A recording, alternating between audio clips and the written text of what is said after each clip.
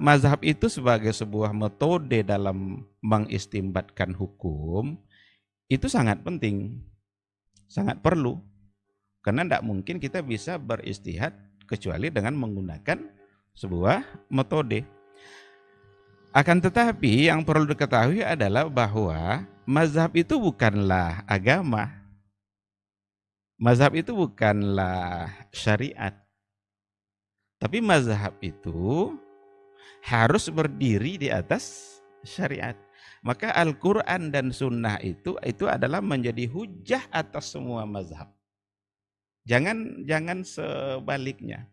Maka kalau kita baca tulisan-tulisan para pakar, mereka bisa mengatakan begini, la nata'abbadu bil mazhab.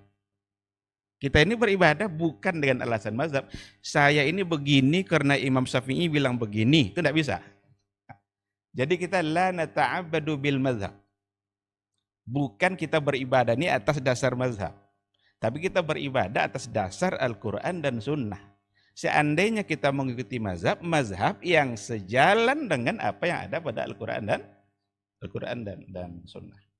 Nah, poin ini sebenarnya yang memang perlu harus ditekankan, karena beribadah atas nama mazhab itu berarti kita sudah menempatkan mazhab sebagai syariat, mazhab sebagai agama. Padahal tidak seperti itu. Oleh karena itulah semua imam-imam mazhab itu tidak ada di antara mereka yang mengajak umat untuk mengikuti pendapatnya. Jadi dia tidak pernah mengatakan ikutilah saya, enggak. Dia hanya mengajak ikuti saya ketika pendapat saya itu sesuai dengan Al-Quran dan Sunnah. Itu semua imam mazhab. Mau Abu Hanifah, mau Imam Syafi'i, mau Imam Malik, Imam Ahmad, semua mereka akan mengatakan seperti itu. Bahkan mereka mengatakan seandainya apa yang saya katakan itu bertentangan dengan Al-Quran dan Sunnah, maka buanglah pendapat saya itu sejauh-jauhnya. Buang ke balik tembok itu, kata Imam Malik.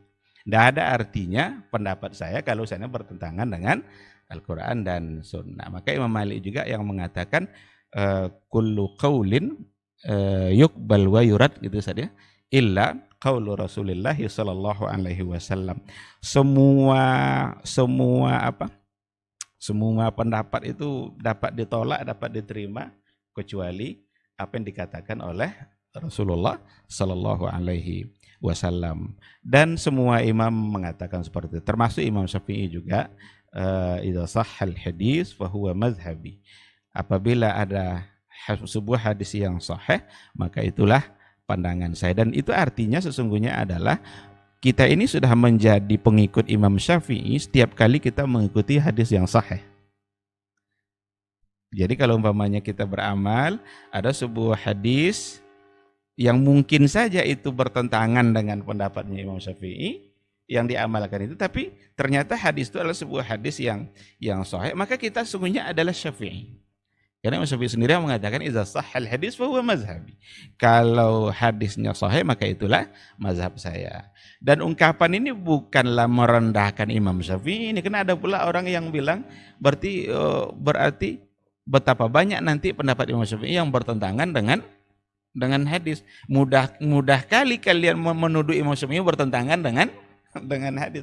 Enggak, tidak seperti itu. Karena ungkapan itu jelas, sharih, itu datang dari Imam Syafi'i. Maka dimaknai saja.